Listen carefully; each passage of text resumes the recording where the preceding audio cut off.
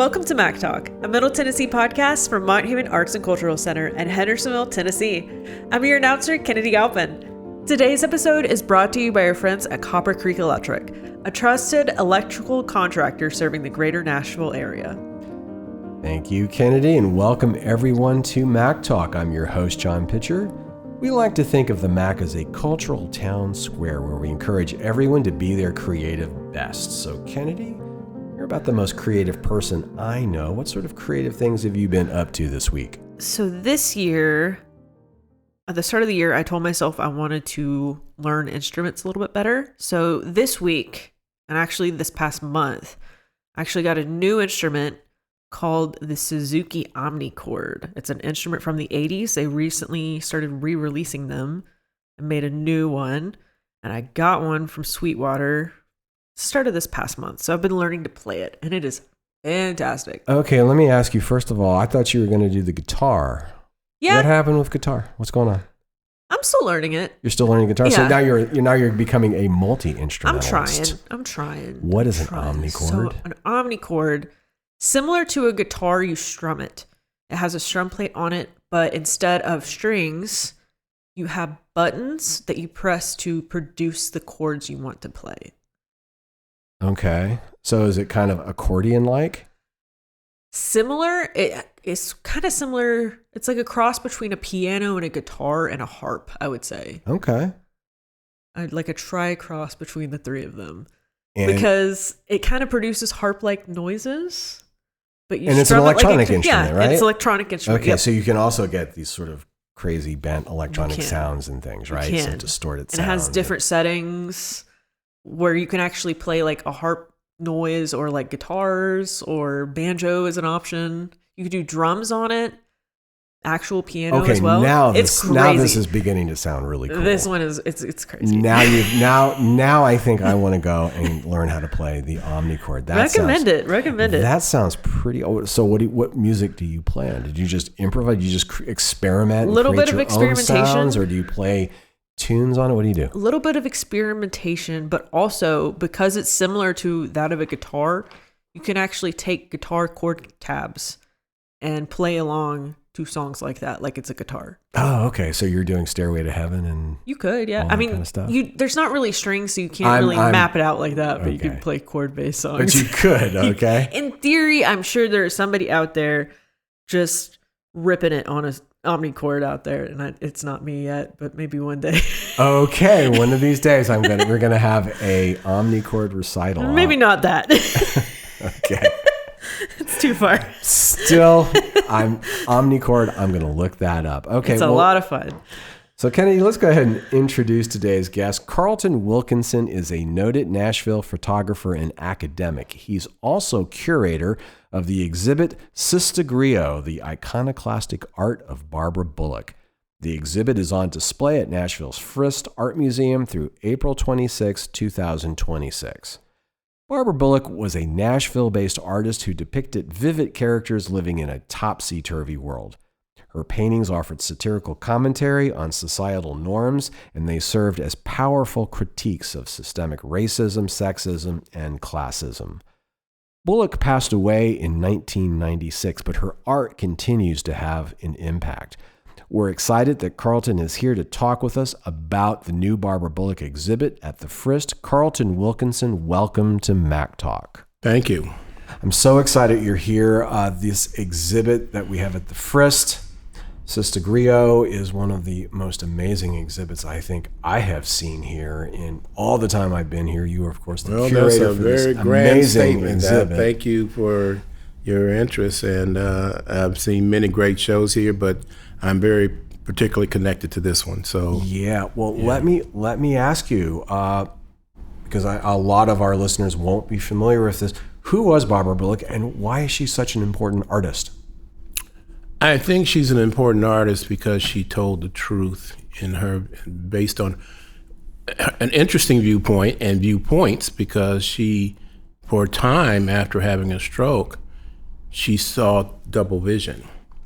And that's more intriguing even still, because she spent a lot of her adult life trying to correct that vision or utilize it in such a way that enhanced her creativity, because she did draw and paint more kind of straightforward before. But after having the stroke, she had to wear a patch over her right eye in order to see, in a single vision.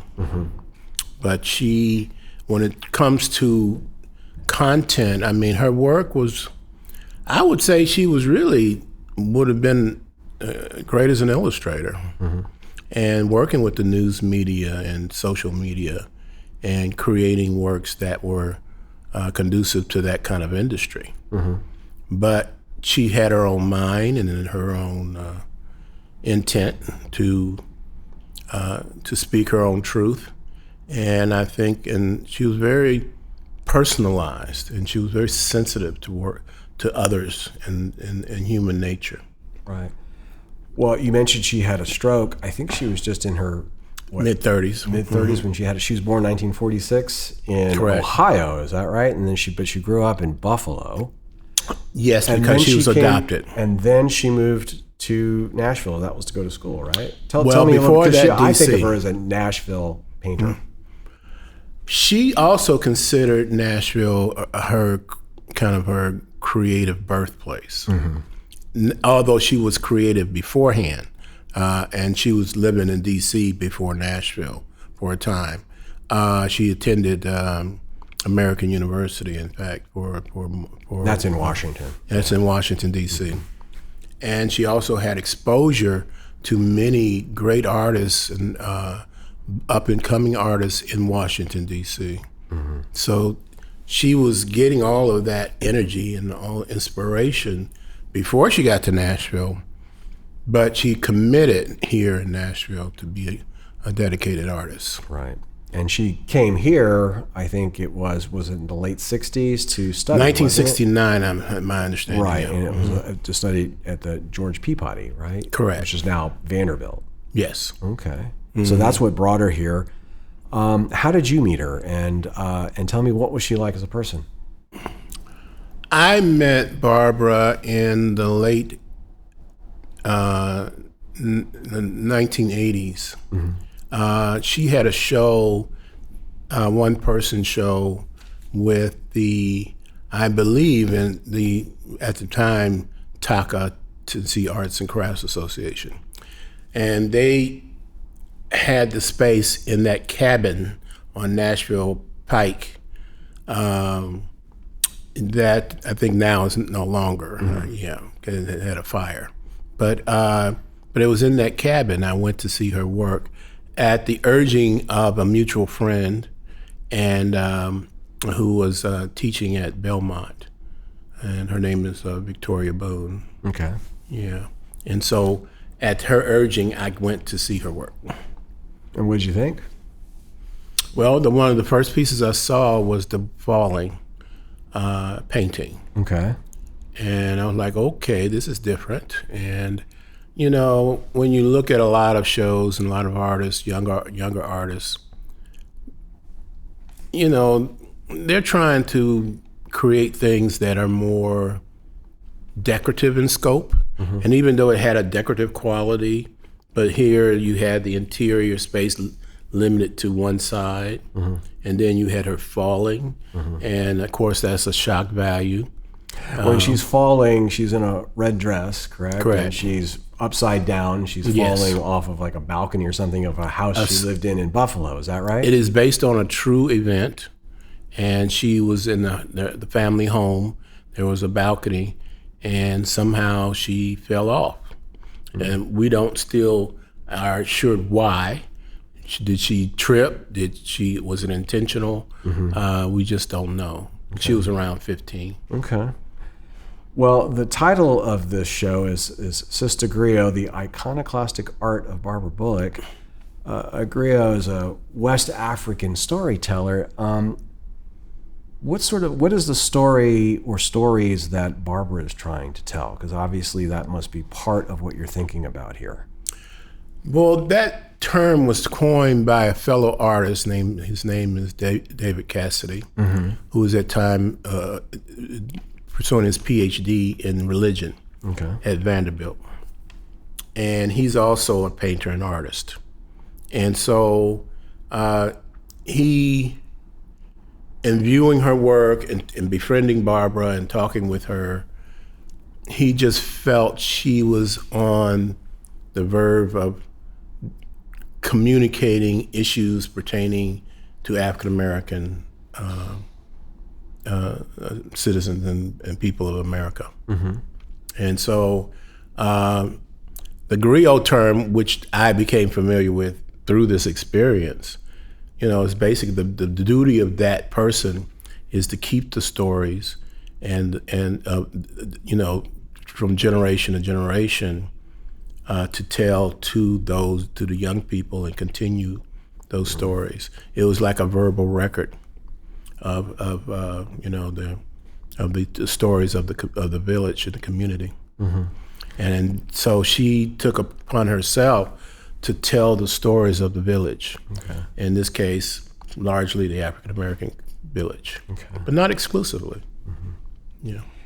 And some of these images harken back to her earlier days, but is some of the village here also Nashville? Oh, absolutely. Many of her subjects are likenesses of people that she knew, including me. Including you. Yeah, and people she dated, friends and acquaintances, and people of the artistic world. So you saw Falling.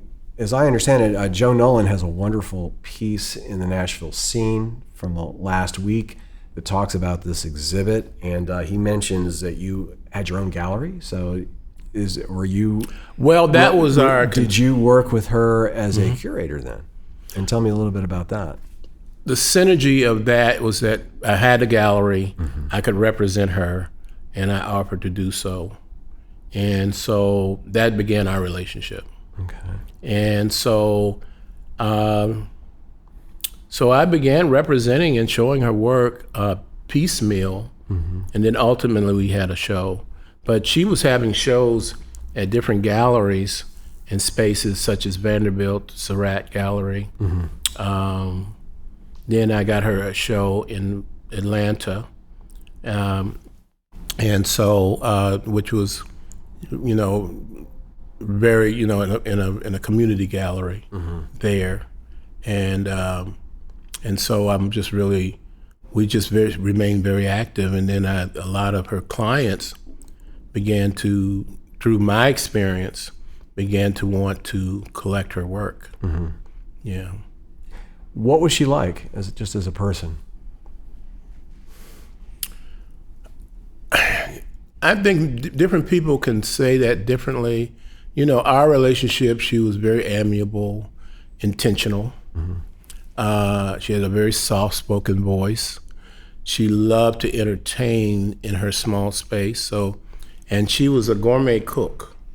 So she would make these really wonderful dishes, invite a few friends over, and there was a couch and her king-size bed and maybe a chair, and we would congregate in that space, and she would fix these just on a very small stove, oven,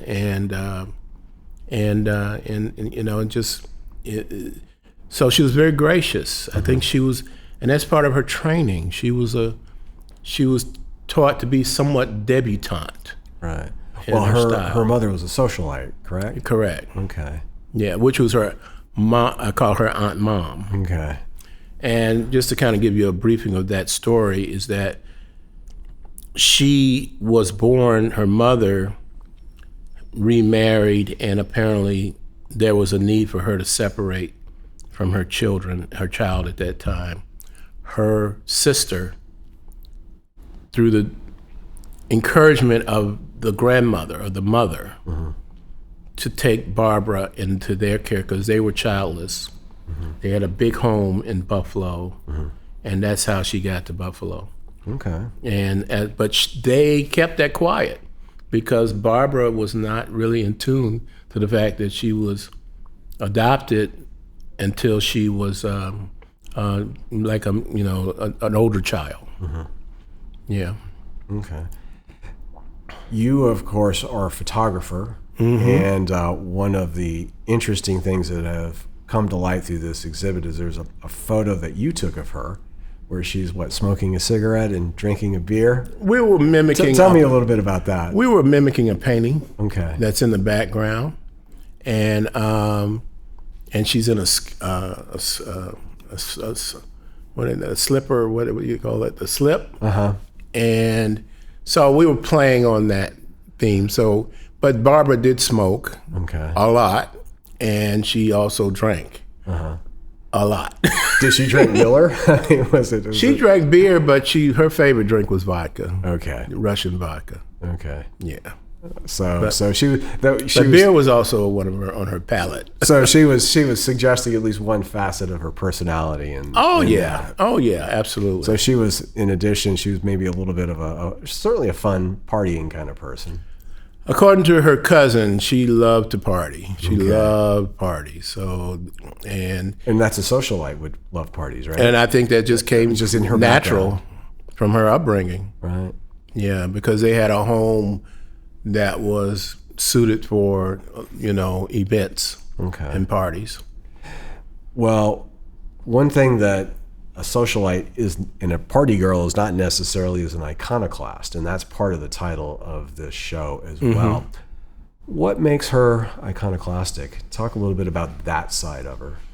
Because she's speaking of the human condition, and she's showing conditions of humans, whether she related to them directly or not. And growing up as an African American in the Northeast, where racism still existed in strange ways.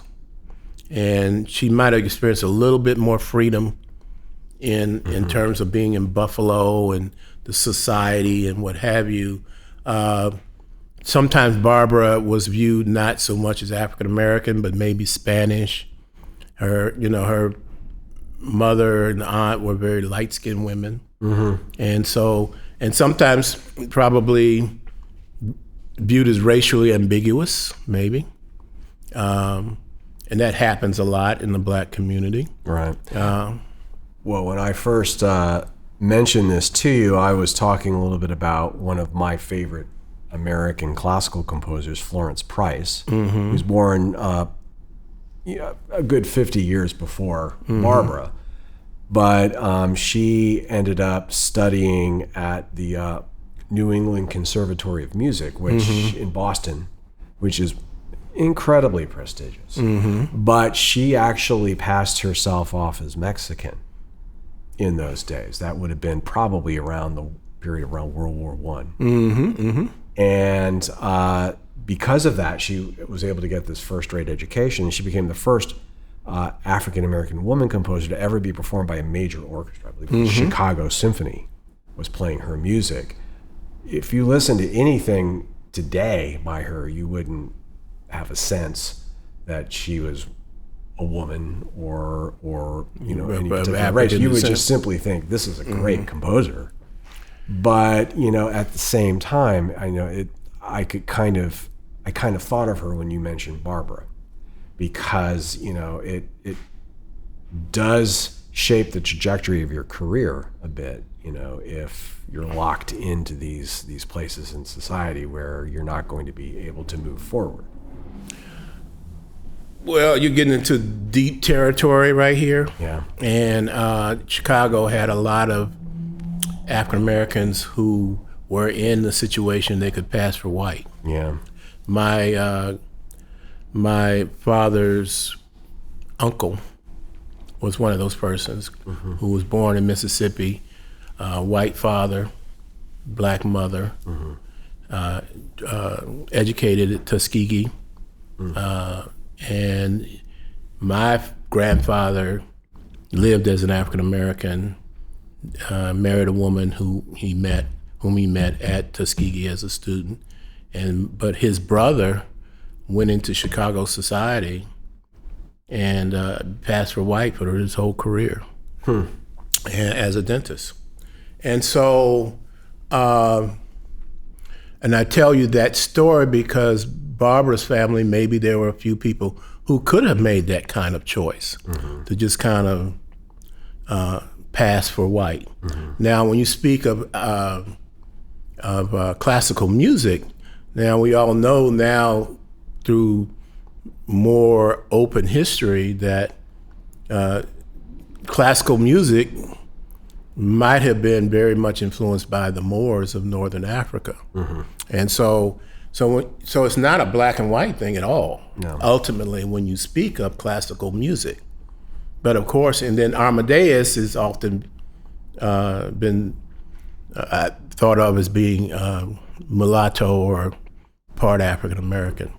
And then so many other, so it's just a line of a lineage of people of different backgrounds who just kind of became an icon of that, of Western white culture, to say, you know, to be accepted in this area.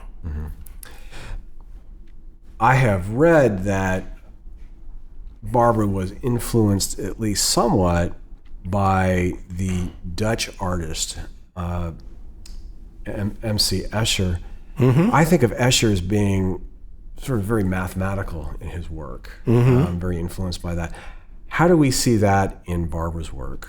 I think in the way she calculated, she was well read, how she calculated her vision in her work, the way she structured her paintings. I think she used Escher and other artists, European masters, to direct her style. That's not untrue of me. So I really related to that.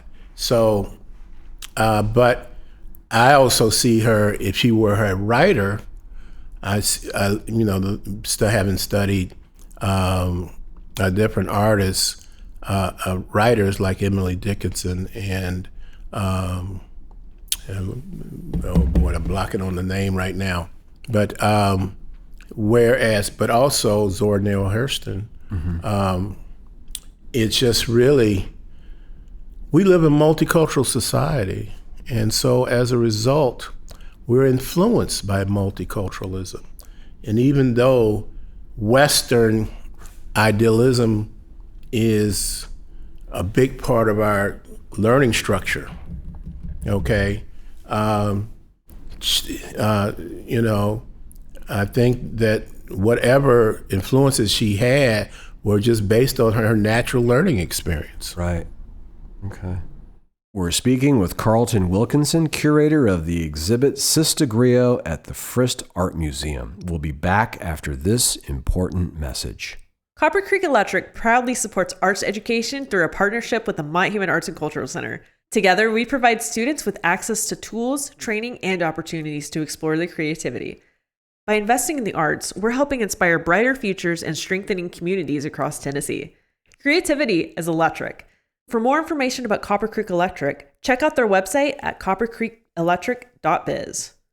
We're back with Carlton Wilkinson, curator of the exhibit Sister Griot, which runs through April 26, 2026 at the Frist Art Museum.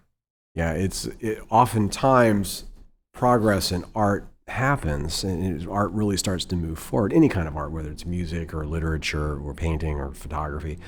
Often when you have these very different cultures sort of coming into contact with each other, sort of bumping into each other, oftentimes it will give birth to a whole new direction. And that's the beauty of the American history. That is how art really makes takes its place. I mean, jazz, if you think about it, you know, is a big collision between African rhythm and music and instruments like the banjo, and Western art music and notation. So you'd have someone like Duke Ellington who's fluent in everything.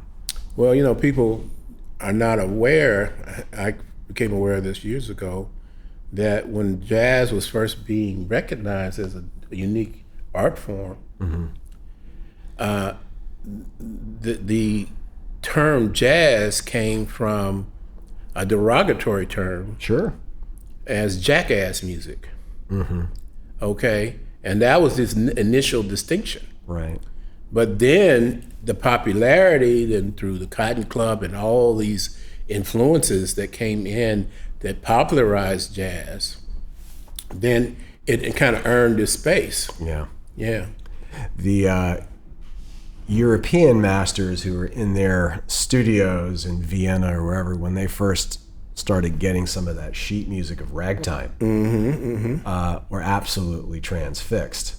Like, whoa, this is something altogether new. And so all of a sudden, you have Debussy writing a cakewalk, because you knew something good when you heard it, and something that was truly original. Barbara had, and you had alluded to this, she had a stroke. She lived a tragically short life. She was only about 50 when she passed away. 49. 49, okay. Had a stroke when she was in her mid-30s. How did that influence her art? Because I do understand she approached art partly as therapy. The multi-perspective. Now, Asher kind of had that kind of style too, but she used multiple. She didn't fight it. She used it, and to create her compositions, her double vision.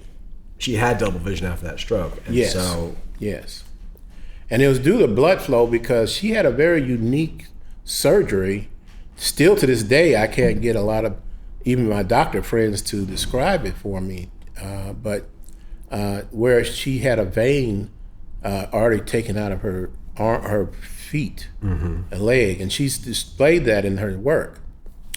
And it was placed in her brain area and replaced, but it returned blood flow to her eye, where it corrected her vision. Okay. But I haven't heard anybody really speak upon this technique. Even today, I mention it, and people are like, I've never quite heard about it.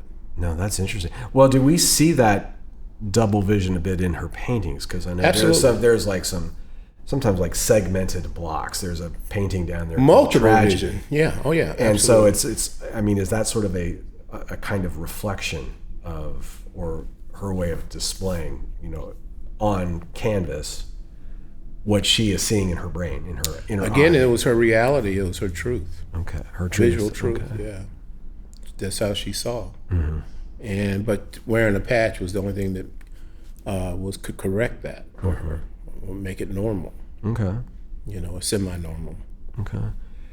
Well, as we know, she is a visual griot and she is a storyteller. I know there's certainly it seems to me there's an autobiographical quality to a lot of our art. I see her in her art. Oh yeah, she's like almost like Hitchcock. She finds ways to put her, just as he put himself in this film, she puts herself in her art. Yeah, you say Hitchcock, and I say Spike Lee, but yeah, Spike Lee too. Spike Lee too. Yeah. Okay. But tell me a little bit about that aspect of her. And we were looking downstairs at the exhibit. There was this, I think the signature work is a work called "If I Were Queen," which is an amazing exhibit. Tell me a little bit about her, that quality of her exhibit, the autobiographical quality. Further that explanation of her using herself. In my training and educational experience, we spoke how Michelangelo would use his hands, and Da Vinci, his likenesses to define hands and features and what have you.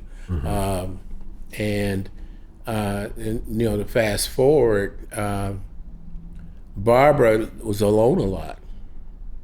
And so she was very introverted by nature. And so she didn't have a lot of references other than books, maybe, but she was well read. She had a lot of art books around her. But she would use her own features as subject matter. So it was just a natural way of making figures in form, using her own features. It was the most convenient reference she had. Okay. Yeah. And and then she used her friends. But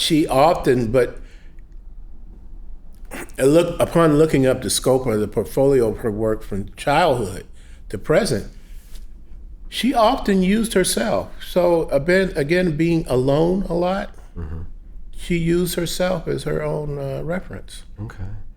I think she also used her cat at least once, right? Well, Lucy was part of that history. Lucy's the cat, right?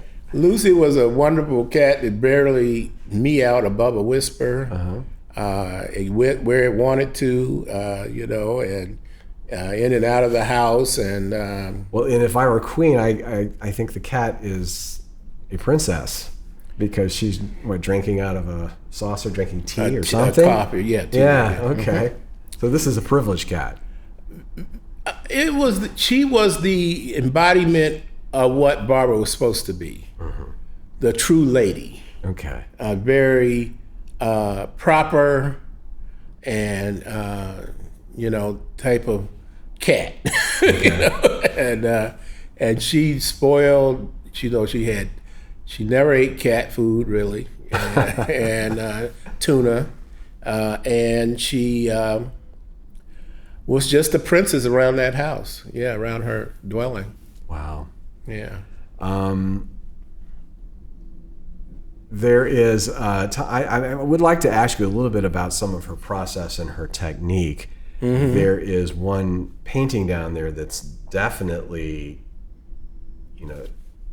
you talk about truth. I think it's trying to get at something. It's called The Hate That Hate Produced. Oh, yeah. And it makes me think almost of a graphic novel. It's so, visually compelling and disturbing and sort of in your face all at the same time. Tell me a little bit about her, that kind of imagery that you see with her, because her imagery, there's symbolism, there's all sorts of things that we're seeing. I need to speak with her influence for that painting. I think was David Cassidy. It has some biblical reference that I can't give you the detail of at this moment, but it refers to the hate of, and will relate to racism, sexism, all of the isms that created an atmosphere of hate for oneself. It happens. It's very present. It speaks for today as well as years ago. It's to me, very biblical. Whereas this person who basically loses his sanity and based on the treatment he received in society. So, and then coupled with the gun, he's in a moment of panic and just angst. He decides to shoot up the neighborhood. Right. This happens. It happens now. We call them mass shootings. Seems to be happening more now. Well, absolutely. So it's nothing unique. I think it doesn't matter whether one's black, white, or whatever, but oftentimes mass shooters are acting on the premise that they are unloved, that they have a problem, and they have a problem with society, and they don't like people, and people don't like them. They're socially ostracized, and they act out, oftentimes males, where he's just out there just randomly shooting people. But as he's looking at those individuals, in killing them, he's killing himself. It's sort of a perverse way of self-destruction. And I think that's what it expresses. And the hate that hate produces comes from some reference, and as I was told initially, a reference in the Bible or some off-take. And that was her conversation with this other artist. Right. I think it became a theme in movies later too. So yes. It's definitely out there. I sort of made a comparison to the graphic novels. Her work can seem that way. So she's not somebody who sugarcoats anything. No. So to speak. Yeah. I think that's pretty much the assumption here. She was. But she said it in such a sweet, sugary way. Interesting. Because I think if she spoke it to you, you might not take her as serious as her paintings. Right. Because she was a very soft-spoken. So she was sweet and soft-spoken, but her paintings can be very, very graphic. And we have a statement. She says, her paintings, visually, she explains what verbally she cannot. Right. And that came from an actual interview that she had. It was a show that I had in my gallery, I hosted a show called Women on the Inner Journey, and this was basically a group of women who, for a period of time, came together regularly and speak about their differences and their healing and process, and understanding and being introspective. And so Barbara was part of that group. Okay. And the exhibition was born out of that time. And this was being undertaken by, led by Norris Benet, who was an artist originally from the Dominican Republic, but spent a lot of her time in Mexico. And she came to Nashville through marriage, and she led this group of women. Okay. We're speaking with Carlton Wilkinson, curator of the exhibit Sister Griot at the Frist Art Museum. We'll be back after this important message. Copper Creek Electric is honored to champion arts education alongside Mont Human Arts and Cultural Center. Through this partnership, we help young artists gain the resources, guidance, and inspiration they need to develop their talents. Supporting the arts empowers the next generation and enriches communities throughout Tennessee. Creativity is electric. For more information about Copper Creek Electric, check out their website at coppercreekelectric.biz. We're back with Carlton Wilkinson, curator of the exhibit Sister Griot, which runs through April 26, 2026 at the Frist Art Museum. Well, one fascinating thing I picked up on with the exhibit downstairs is that it's drawn from lots of different sources. A lot of different people own her work now. She is collected by people from all walks of life. She's collected by people all over the country. So the works, obviously, she has created a body of work that really resonates with people. Absolutely. Tell me a little bit, why is she so broadly appealing? I think the elements that she includes, as serious as some of those paintings are, there's an element of humor, an element of relatability. You don't have to be a black woman or a woman to understand where she's coming from. If you had the pleasure of meeting her, you realize she's just not an angry trope that's spewing out venom. She's really trying to come to a head to create a better circumstance for life. And she was knowledgeable. So she appealed to people on different levels. And being well read and being, studied, well studied. And she lived in she attended an integrated school and growing up in Buffalo, New York.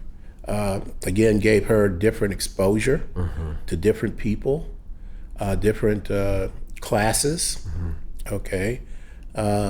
social classes was what I mean.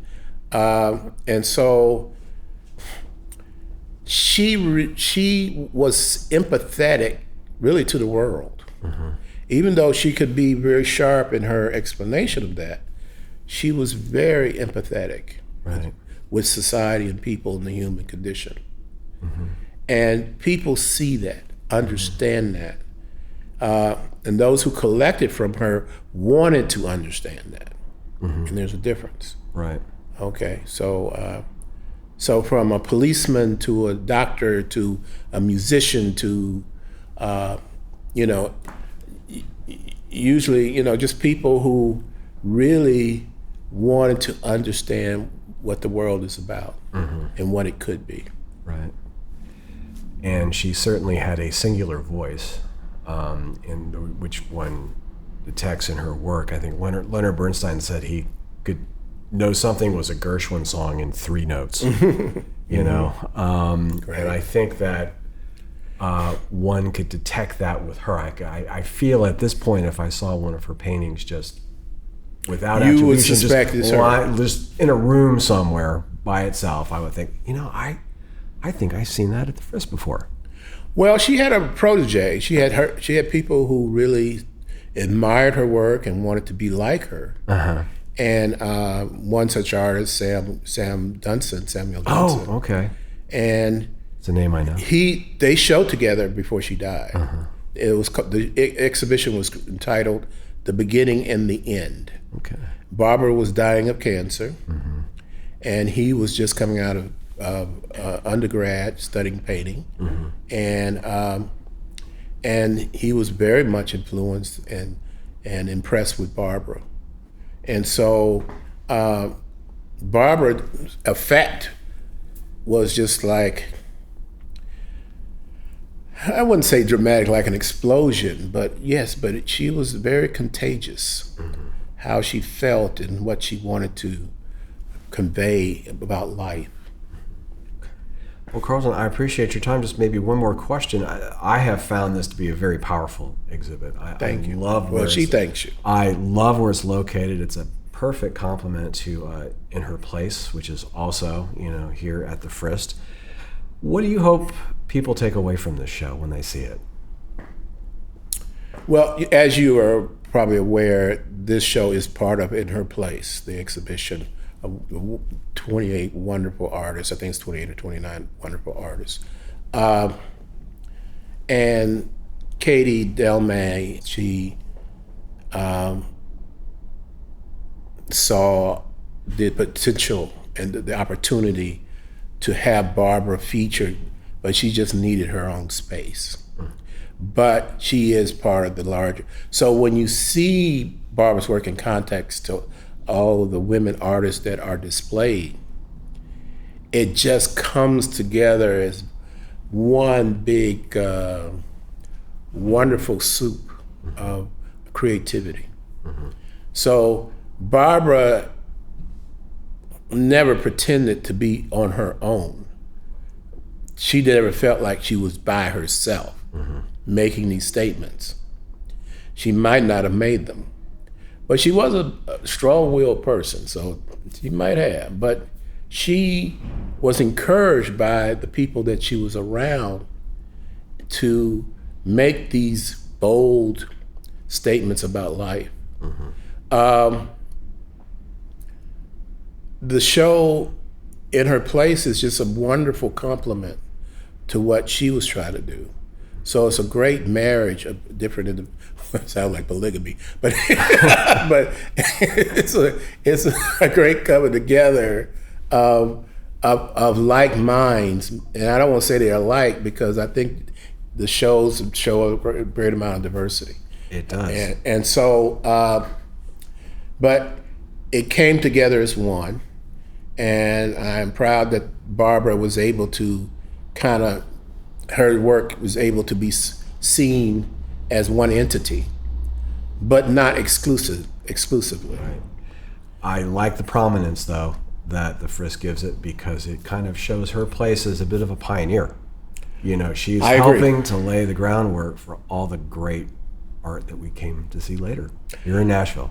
I boldly say that Barbara is one of the more significant, prolific artists of the late 20th century, and 20th century. So I agree with you wholeheartedly, and I thank you for recognizing that and willing to share that, because I just think it's true.